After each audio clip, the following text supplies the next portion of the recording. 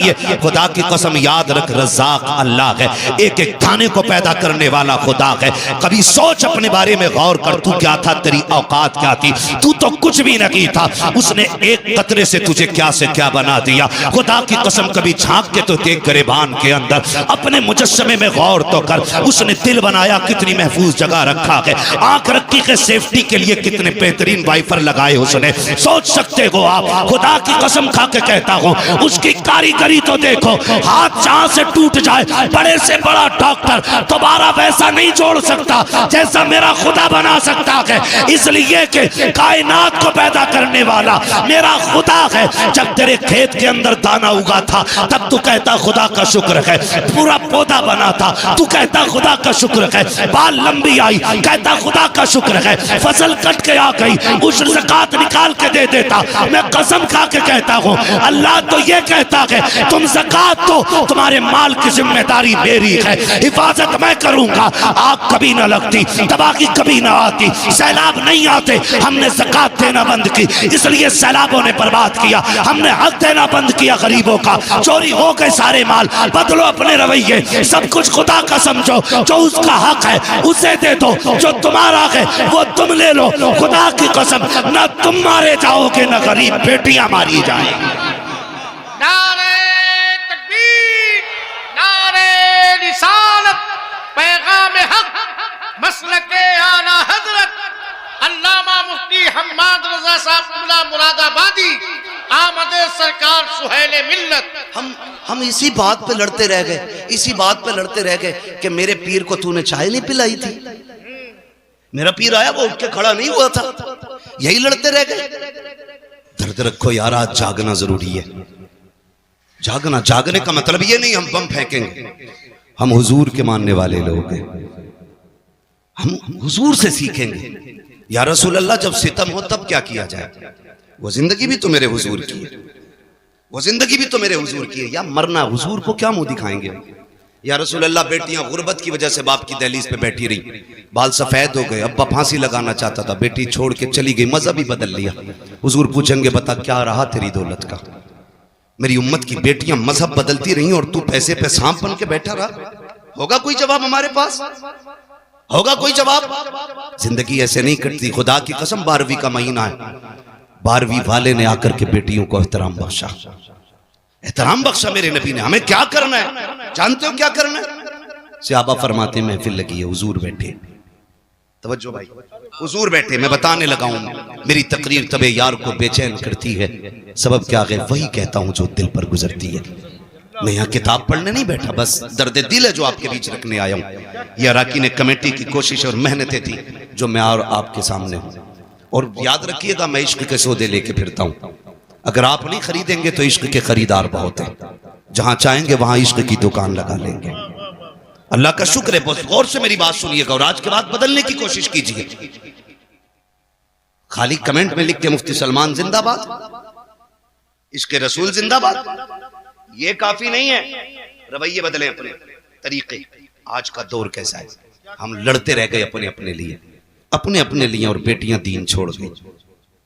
तकलीफ होती है, 10 लाख से ज्यादा बेटियां गैर मुस्लिम हो चुकी हैं, 10 लाख से ज्यादा गैर मुस्लिम हो गई बेटियां। कहिए की वजह जब इंटरव्यू वालों ने पूछी ना, तो कहिए की ये निकली कि कोई हमसे निकाह ही नहीं कर रहा था, इसलिए हमने मजहब बदल लिया। हर किसी को 10 लाख चाहिए थे, किसी को 5 लाख चाहिए थे। बेटा है तेरा, बकरा नहीं है जो इसे तारीख पे बेचेगा। तू गैरत आनी चाहिए, आज लाजिम है। सहाबा फरमाते, महफिल लगी, हुजूर बैठे, कहते हमने कुछ नहीं सुना, अचानक नबी कहने लगे। आका फरमाते मैं हाजिर हूं। कहते हैं थोड़ी देर चुप हुए, फिर फरमाया हुजूर ने मैं हाजिर हूं। कहते हैं फिर हुजूर खामोश हुए, फिर फरमाया मैं हाजिर हूं। 3 मरतबा ये कह के अचानक हुजूर उठे और दौड़ लगा दी। सहाबा फरमाते हैं हमने देखा अचानक हुजूर बगैर बताए चले गए। हमें चूंकि डर रहता था, मुस्तफा के दुश्मन बहुत है, लेकिन आशिक थे, कहने लगे हम पीछे पीछे दौड़े। हुजूर इतनी तेज गए कि हमारी नजरों से ओझल हो गए। कहते हैं सहाबा लेकिन फिर भी जिधर जिधर से खुशबू आ रही थी हम उधर मुड़ते जा रहे थे। खुशबू सूंघते सूंघते वहां पहुंचे जहां मेरा नबी मौजूद था। कहते हैं हुजूर गए, और एक दरवाजा था पुराना, उस पे आका करीम खड़े हैं। जरा सुने, आज सगी बहन दरवाजे पे आती है ना तो भाई का कलेजा पानी पानी होता है। आ गई लेने के लिए, सगी बहन को चाय पिलाने तैयार नहीं होते हम। यूं तो सैयद भी हो, मिर्जा भी हो, अफगान भी हो, तुम सभी कुछ हो, बताओ कि मुसलमान भी हो। हमारे रवैये सगी बहन को पानी पिलाने तैयार नहीं होते। आ गई हराम का खाने, जबान को ताला लगा। बेटियां बहनें जब दरवाजे पे आती हैं ना, वो तुम्हारा लेके नहीं जाती हैं बल्कि तुम्हें और दे के जाया करती है। मेरे नबी को देखो खड़े दरवाजे पे। कौन? बेटी अभी तूने कहा ना काश मेरा बाप होता, चल मुझे वही समझ, दरवाजा खोल दे। उसने कहा मेरा बाप इतना अच्छा तो नहीं जो आ जाता। कहा फिर तूने ये भी तो कहा था ना काश मेरा भाई होता। महबूब फरमाते हैं चल वही समझ के खोल दे। उसने कहा मेरा भाई होता तो मैं यहां ना होता। आका फरमाते हैं तीसरी बार तूने ये भी तो कहा था ना काश कोई मेरा हमदर्द होता। फरमाते हैं फिर मुझे हमदर्द समझ के दरवाजा खोल। बच्ची कहने लगी फिर आ जाइए अंदर। मेरे हुजूर तशरीफ लाए, चेहरा देखा देखती रह गए, लेकिन फिर देख के कहती आप कौन? हुजूर फरमाते हैं ये न पूछ मैं कौन, ये बता बेटी तूने आवाज क्यों दी थी, रोई क्यों? बच्ची कहती है क्या बताऊं, 7 साल हो गए इस मकान के अंदर। मैं 8 साल की थी या 9 साल की थी, उस वक्त मेरा बाप मुझे बाजार में बेच के गया था और ये मुझे खरीद के लाया था। कहती है वो अच्छी आदत वाले आज तक मुझ पे सितम रहा है। मैं इतनी थक चुकी हूं कि अब मुझसे काम नहीं होता। ये देख मेरी उम्र 15-16 साल है, तुझे नहीं लगता मुझ पे बुढ़ापा आने वाला है? इतनी कमजोर हो गई हूं। महबूब फरमाते बेटी रोई क्यों? उसने कहा मोहतरम सुने तो सही बात, ये काम ज्यादा है, ताकत नहीं है, बीमार हूं, सर में दर्द है। आज जब मुझ पे सितम हुआ मुझे याद आया मेरा बाप 7 साल पहले बेच के गया था बाजार में। काश मेरे बाप ने मुझे बेचा ना होता, और अगर बेचा था तो आज देख लेता, मेरी हालत देखता तो यहाँ रहने न देता। जब उसने अपना हाल दिल बताया है, नबुव्वत वाली आंखों से आंसू बरसने लग जाते हैं। खुदा की कसम 2 मिनट अखबार पढ़ के हम थोड़ी देर टेंशन करके नजरअंदाज कर देते हैं। मेरे नबी का किरदार देखो, जब बच्ची ने रोना शुरू किया है, आका करीम सल्लल्लाहु तआला अलैहि वसल्लम फरमाते बेटी मालिक कौन है? कहा एक यहूदी मेरा मालिक है। कहा कहां रहता है? कहा आप क्या करोगे पूछ के? मेरे नबी फरमाते हैं बेटी मैं तुझे आजाद कराने आया हूं। इतना सुना बच्ची कहती है यहाँ कौन किसके दर्द बांटता है, कौन किसके दुख बांटा करता है? मेरे नबी ने कहा था बेटी मैं आया हूं। सहाबा से कहते हैं सामान इकट्ठा किया जाए। सारे सामान की गठरी बांधी गई। कान खोल के सुनना प्यारे, अंदाज़े बयां मेरा बहुत शौक लगी है, शायद के उतर जाए तेरे दिल में मेरी बात। जब सारी गठरी बांधी है, आका करीम ने बेटी का हाथ पकड़ा गए, लेकर के चले गए। साहबी गठरी लेके जा रहे हैं। आका कहते हैं ये गठरी किसकी है? आका इस बच्ची का सामान है। मेरे नबी कहते हैं लाओ ये सामान हमें दे दो। क्या करोगे? आका कहते मैं अपने हाथ में लेके चलूंगा, सरकार गुलाम हाजिर है, हम लेके चलेंगे। तब मेरे नबी ने कहा था ये मेरी बेटी का बोझ है, मुझे उठाने दो, ताकि कयामत तक कल किसी बाप को अगर बेटी का बोझ उठाना पड़े उसे गैरत नहीं आनी चाहिए, नबी की सुन्नत समझ के बेटी का बोझ उठाने लग जाए। ये मेरे नबी का किरदार रहा। आका करीम ने उस बच्ची की भाई यहाँ नहीं, मस्जिद में नहीं, बिस्तर पे लेट के फैसला करना तू कितना बड़ा आशिक है हुजूर का। ये तो तेरा बिस्तर बताएगा तूने कितनी गुलामी का हक अदा किया। ज़बानें लंबी होती है, चौक में बैठ के पंच बन जाते। जी मेरे सामने कोई टिकता नहीं, औकात मेरे हुए नाम वर बेनिशां कैसे कैसे, जमीन खा गई आसमां कैसे कैसे। हैसियत क्या है, औकात क्या है हमारी? बड़े बड़े पहाड़ जमीन के अंदर चले गए, कोई नहीं बचाया और न बचने वाला है। ओ भाई जब इतनी बात मेरे नबी ने कही सहाबा रोने लग गए।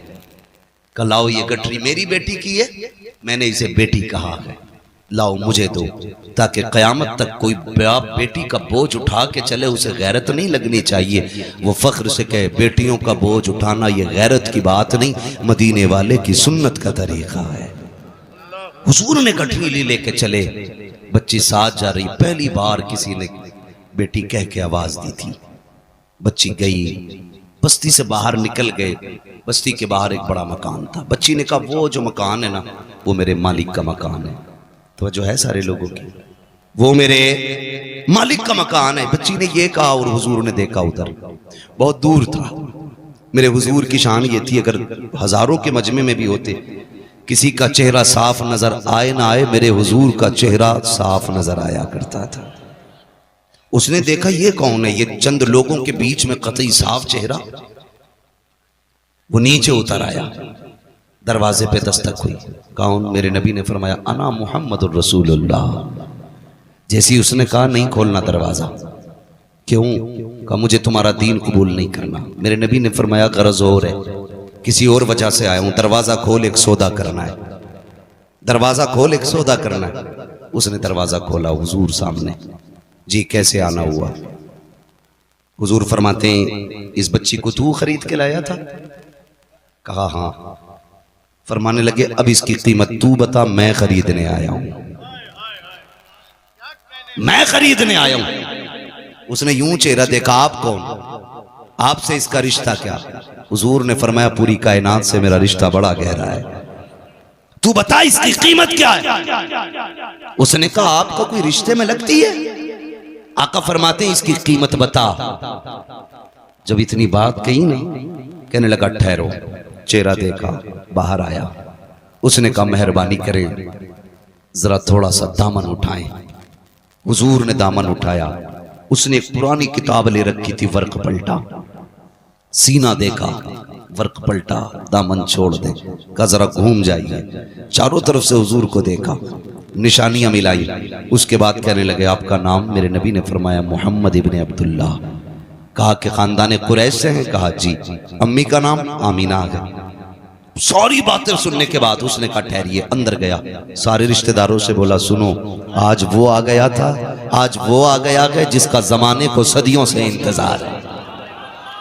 आज वो आ गया जिसका जमाने को सदियों से इंतजार है। सबने कहा क्या कह रहे हो? कहा ये देखो हमारी किताब। वो दरवाजे पे खड़ा है, नाम मोहम्मद है, अब्दुल्ला का बेटा है, माँ अमीना है, खानदान कुरैश से है, और ये देखो मक्के का रहने वाला है। जल्दी जल्दी आया, खानदान रिश्तेदारों को लेके खड़ा हो गया। उसने कहा सुनो तुम देखते जाओ, मैं निशानी पढ़ता जा रहा हूँ। उसने अबरू की अलामत पढ़ी, चेहरे की अलामत बताई, रुखे रोशन का तज़किरा, जुल्फ़े अंबरी की बातें, वो नशीली निगाहें, वो खूबसूरत अदाएं सारी बताई हैं। वो किताबें देखते जा रहे हैं और वो मिलाते जा रहे हैं। आखिर में सारी मिल गई। कहा मेरी किताब ये भी कहती है जो आखिरी पैगंबर होगा वो इतना दयालु होगा कि वो अपने पैसे से गुलामों को आजाद कराएगा। कहा देखो ये मेरी गुलाम है, आजाद कराने ये आया है। उसने कहा जनाब अब बताओ कहना क्या चाहते हो? मेरे नबी ने ये कहा था इसको बता, मैं इसे खरीदने आया हूँ। उसने कदम पकड़े, कहा सिर्फ इसे नहीं बल्कि मुझे भी गुलामी में शामिल फरमा लीजिए। अल्लाह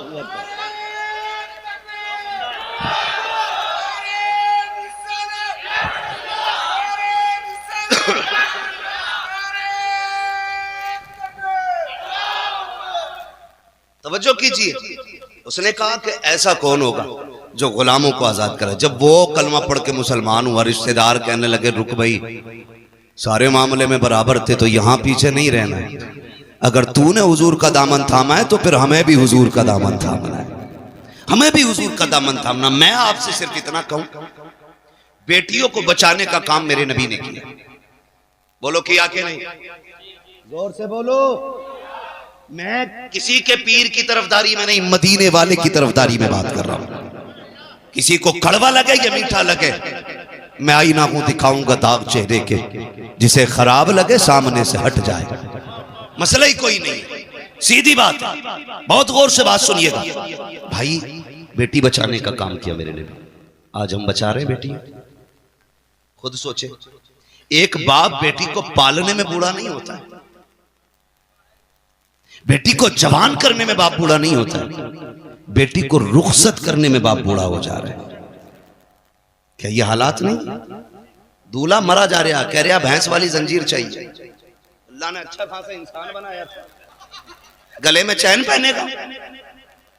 सास भी ना पहले लाती है मेरे दामाद के लिए, और दमाद है तेरा बकरा नहीं। मर्द को सोना पहनना हराम तो हराम, चाहे तेरा बेटा हो या मेरा बेटा हो। और कह रही सोने की अंगूठी पूरी 1.5 तोले की चाहिए। याद रख, जो दुनिया में सोना मर्द पहनेगा ना, अल्लाह उसे आखिरत में जहन्नम की आग का जेवर पहनाए। देख लेना, खड़ा होकर कह रहे हैं पहनाओ, लो रवैये अपने। अंगूठी शिकल खाक की नहीं, सोना पहनने चले। ओ भाई ये क्यों बोझ इतना, क्यों बोझ इतना? क्या इसी का नाम निकाह है? क्या इसी का नाम इस्लाम है? जोड़ मिलाते फिर रहे। सोचो यार, थोड़ा सा बदलो। अगर सोने की अंगूठी ना मिली तो मर गया।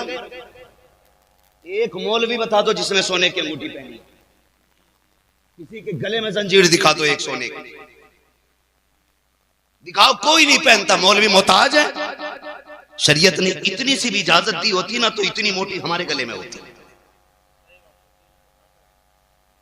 हाँ, लेकिन जानते हो हुजूर आए मस्जिद में, सहाबी आगे बढ़े, उन्होंने सोने की अंगूठी पहन रखी थी।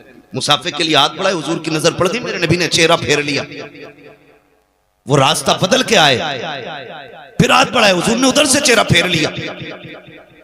और फिर हुजूर चले गए गुस्से में, कहने लगे ये क्या हुआ आका, मुझसे नाराज क्यों? गालिबन हजरत अली आगे बढ़े, कहने लगे तूने सोना पहन रखा है और हुजूर ने सोने को मर्द पे हराम फरमा दिया है, इसलिए हुजूर को तुझसे नफरत हो गई। उसने अंगूठी फेंक दी, फिर रोए और रोने के बाद अंगूठी उठाई और इतनी जोर से फेंकी कि पता नहीं किधर। जो सहाबी थे उन्होंने कहा नादान, हुजूर ने मर्दों के लिए हराम किया था, कर ले जाता बीवी का जेवर बन जाता। उन्होंने क्या कहा था? उन्होंने कहा था क्या करूंगा बीवी का जेवर बना के? कहा ये औरत के लिए जायज है सोना, मर्द के लिए हराम। उसने कहा नहीं लेके जा सकता। कहा क्यों? कहा जिसे मुस्तफा नजर से गिरा दे ना मैं पहनूंगा ना अपने बच्चों को पहनाऊंगा।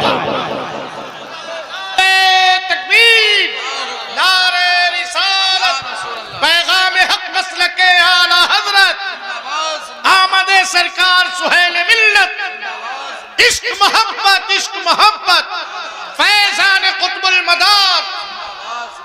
तवज्जो है सारे लोगों की। ओ भाई क्यों पक्की करने जा रहे हैं? पक्की इधर पक्की चलती है। ये अगर आप सोचो कि सब सुधरे तो हम सुधरेंगे, तो कोई नहीं सुधरेगा। समझ रहे हैं? बदलेंगे इंशाल्लाह अपने आप को। सिर्फ वो वादा ना करें जिनकी हो गई है, बात उनसे कर रहा हूं जिनकी नहीं हुई है। बदलेंगे इंशाल्लाह अपने आप को, बदलेंगे इंशाल्लाह। अगर हमें ये पक्की करने जाते हैं, पक्की करने में कितने लोग चलते हैं पक्की करने में? अल्लाह तुम्हें सलामत रखे। इतने बड़े मजमे में एक शेर ने हिम्मत की। हाँ, वो भी सच बोल दिया है। सच बोला है। वाह वाह वाह। तो जो है सारे लोगों को आपको बोल रहा हूं,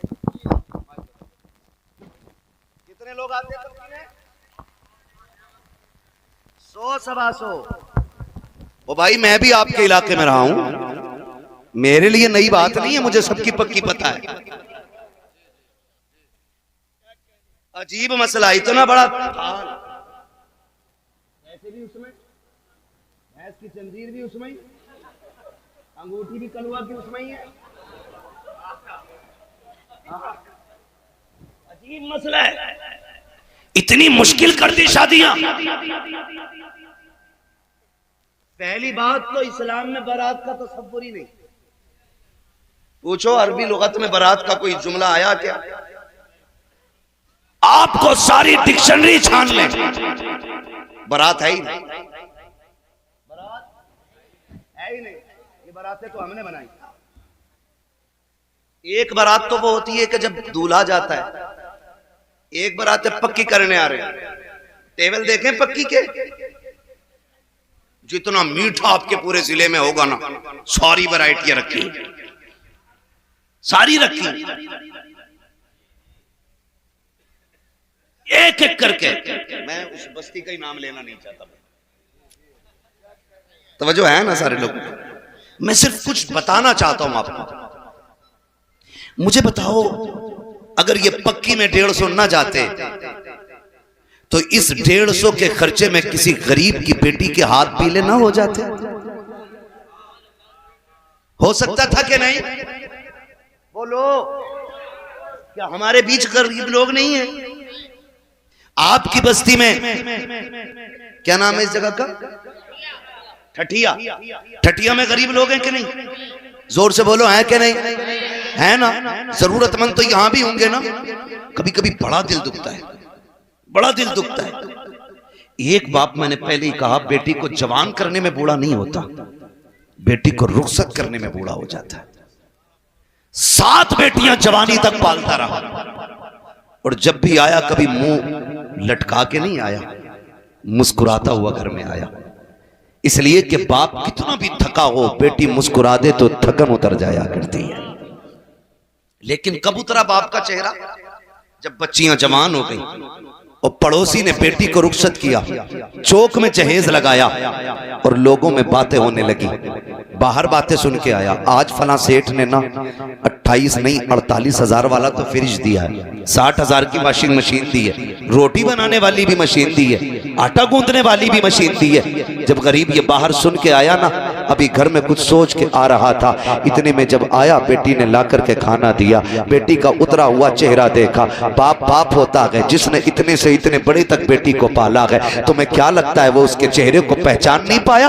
जब उसने बेटी का उतरा हुआ चेहरा देखा, जब बेटी के चेहरे पे उदासी देखी, उसने बीवी को बुला के कहा, जी सुनो तो बताओ तो सही, आज बच्ची का चेहरा उतरा हुआ क्यों है? मेरी बेटी आज खाना दे के गई है। उसने मुस्कुरा के नहीं देखा कि बात क्या हो गई है। माँ कहती है जब से ये पड़ोस में गई है उस वक्त से चेहरा उतरा हुआ है। बाप पूछता है कहाँ गई थी? कहती है फला सेठ की बेटी का आज निकाह था, जहेज रखा था चौक में, जब से जहेज देख के आई है तब से इसका चेहरा उतरा हुआ है। ओ मेरे भाई, तू अपनी बेटी को जायदाद उठा के दे दे, संपत्ति के कागजात दे दे, लेकिन तुझे हक नहीं है चौराहे पे रख के जहेज की नुमाइश करे।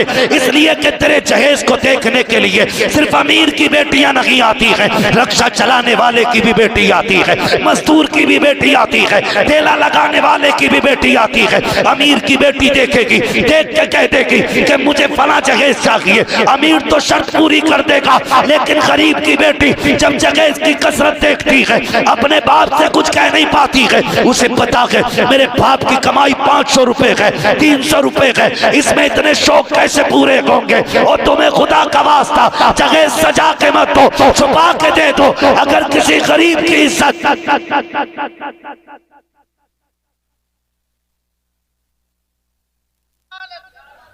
मेरा फैजी कुर्ता बदल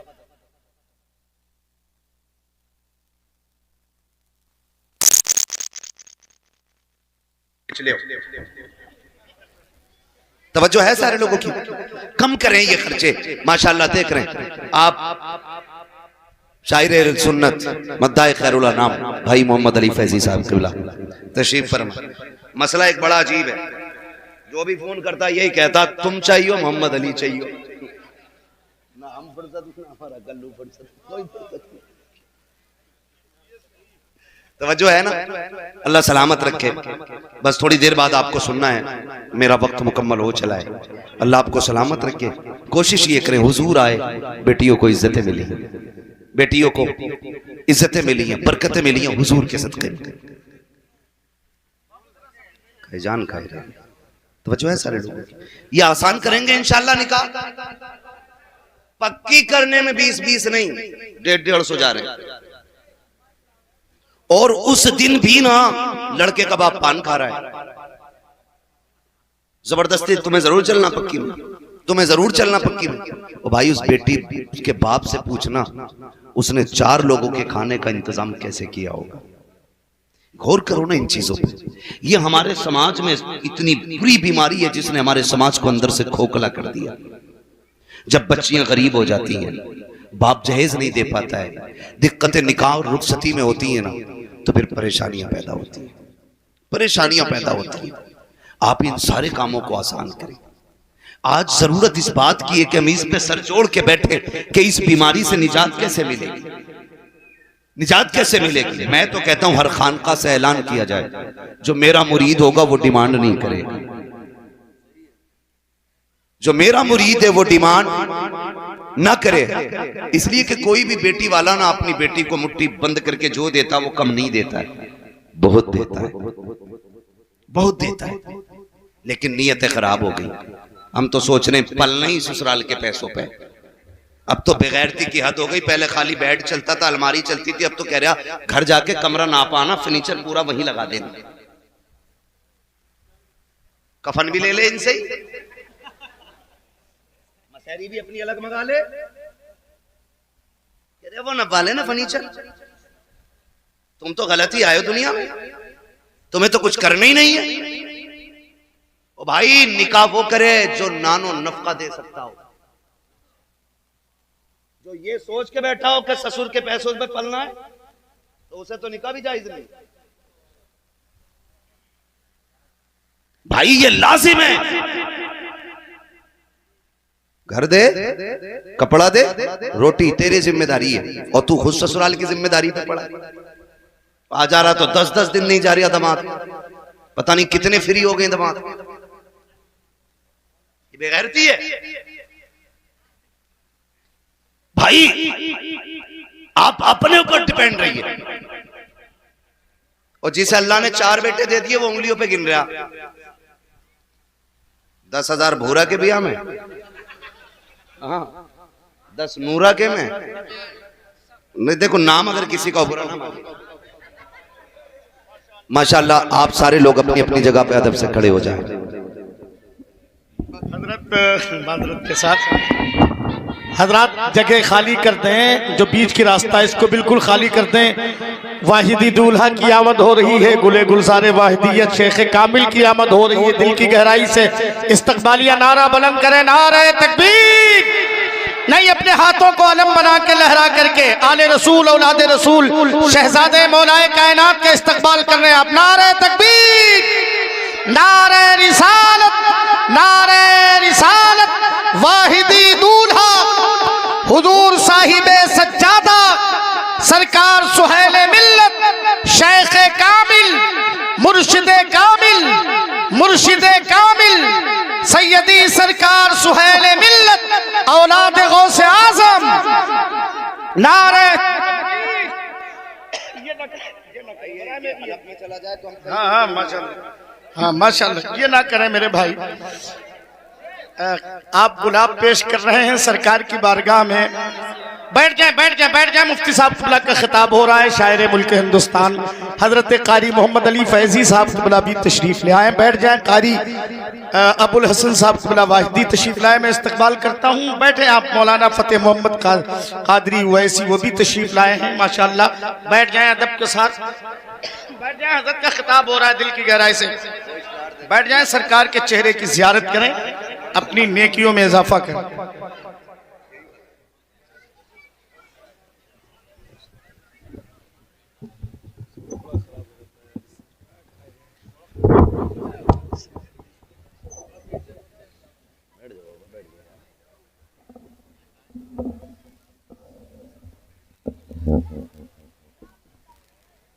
तवज्जो है सारे लोगों की माशाल्लाह। हज़रत का चेहरा देख रहे हैं, चेहरा बता रहा है कि आले रसूल है, खुशबू बता रही है कि जन्नत के फूल है माशाल्लाह।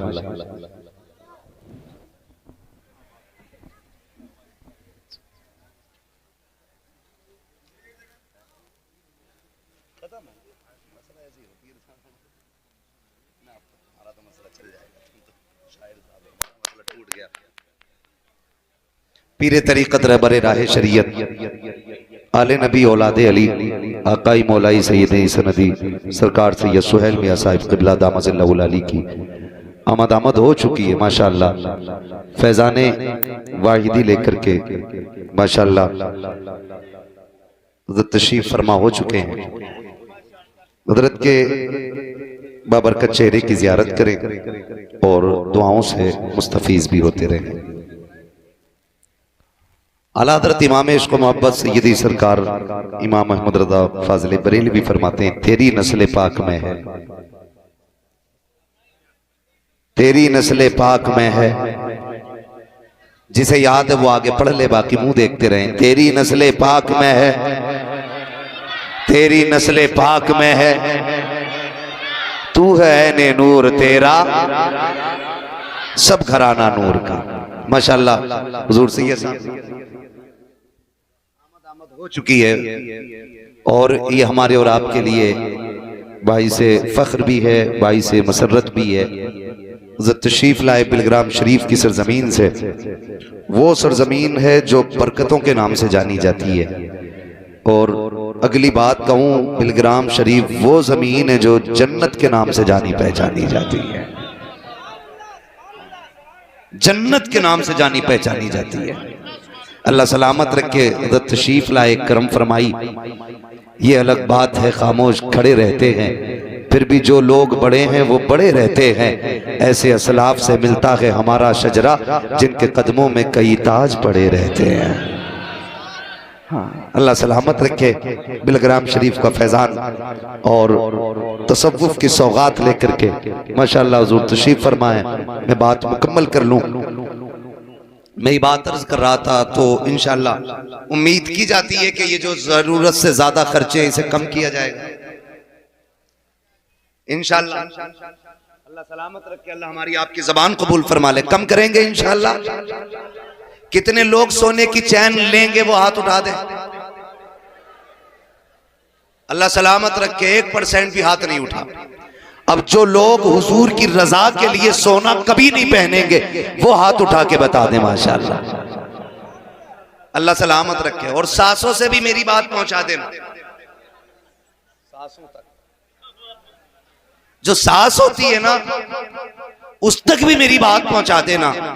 कहती नहीं मेरा दमाद है, लाखों में छांट है, पहला दमाद है, सोने की चैन जरूर दूंगी। मेरी माँ मेरी बहन सोने की चैन देकर के उसे जहन्नमी क्यों बना रही है? रब ने तौफीक दी है तो दामाद को सोने के बटन दे दे, पैसा है तो दे बटन, करें ऐसे काम।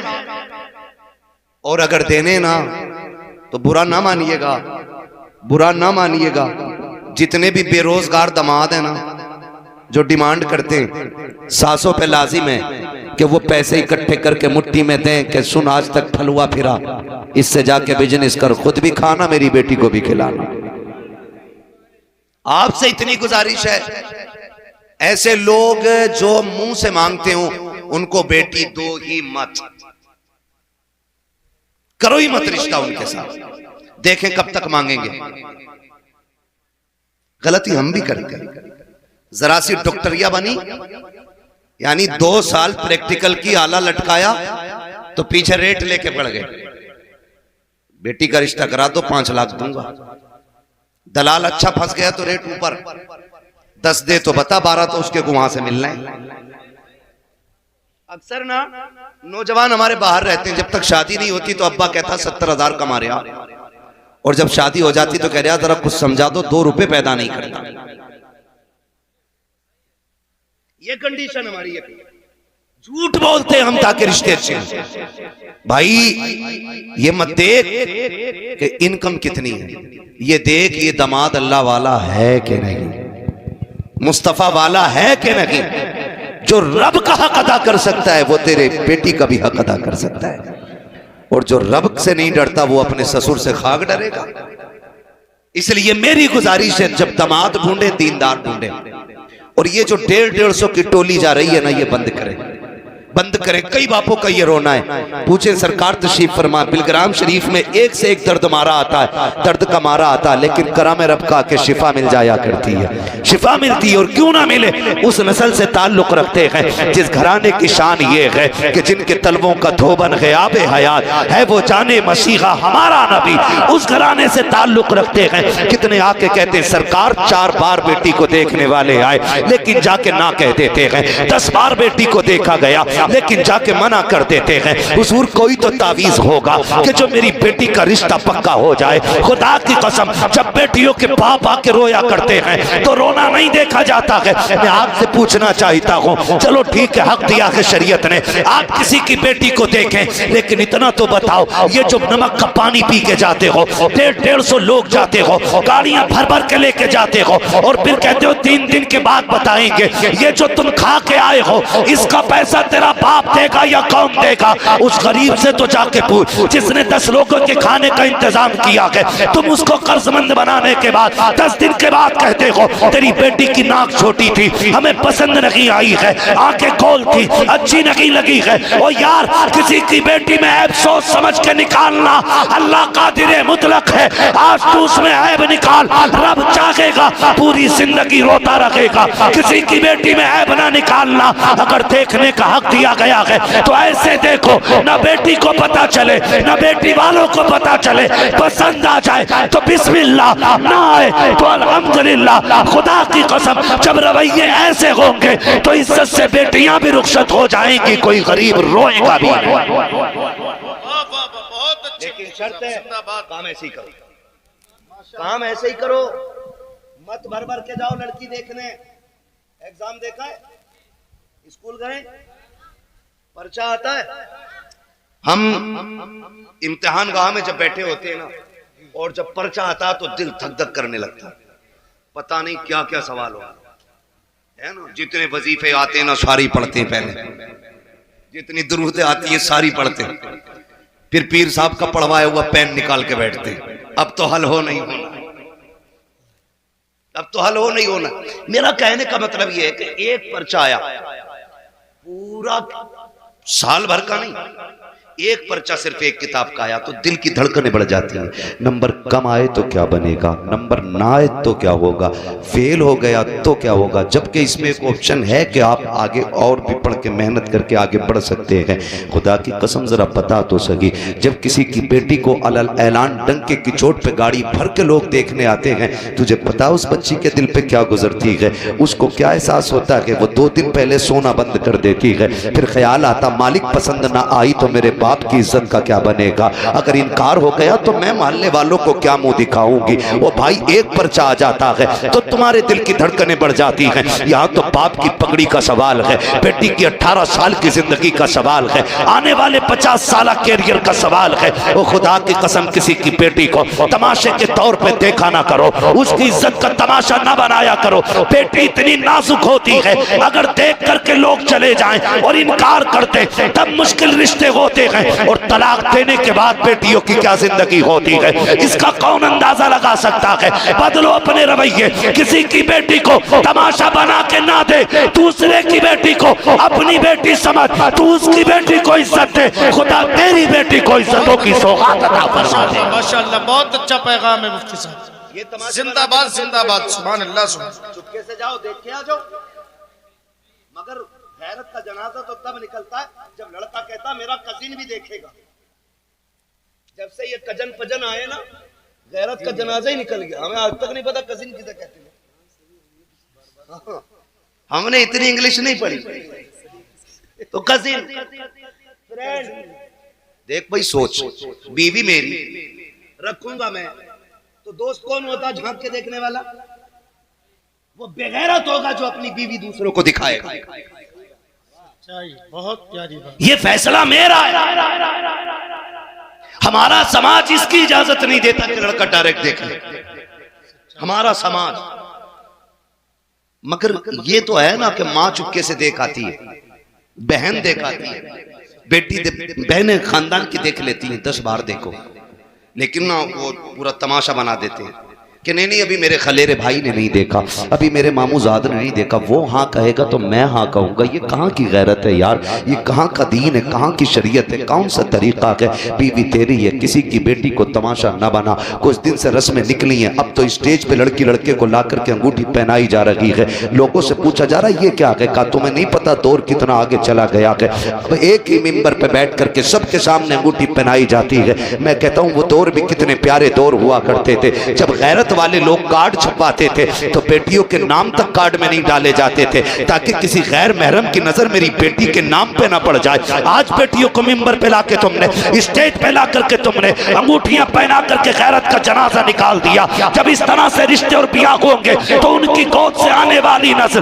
शानदान सर होगी, डकैत होंगे, बदमाश होंगे, गुंडे होंगे, लुच्चे होंगे, आबिदो साकिद नहीं होंगे। खुदा की कसम गैरत वाली बच्चियां लाओ, गोद उनकी होगी, आने वाला सलाहुद्दीन अय्यूबी आ जाए। माशाअल्लाह माशाअल्लाह, जिंदाबाद। माए बेगैरत लाओगे तो बच्चे कहां से गैरत वाले आएंगे? अंगूठी पहना रहे हो, ये रिश्ता है, ये रिश्ता है। पहले की बेटियां जबकि ससुर से पर्दा नहीं, लेकिन इतनी गैरत वाली होती थी कि ससुर के सामने भी चेहरा खोल के नहीं आती थी। क्या कहने, जिंदाबाद। अब तो सज के बैठी है, ब्यूटी पार्लर का पूरा कमाल लेके बैठी है। हाँ, वो भी मन में लड्डू फूट रहे, बहुत खूबसूरत है, मुंह धुलने दे भाई। क्यों ये तमाशे, क्यों? गलती करते, गलती करते। ये निकलो इस धोखे की दुनिया से, सच्चाई की दुनिया में आ। खाली हुस्न देख के निकाह मत कर, किरदार देख के निकाह कर।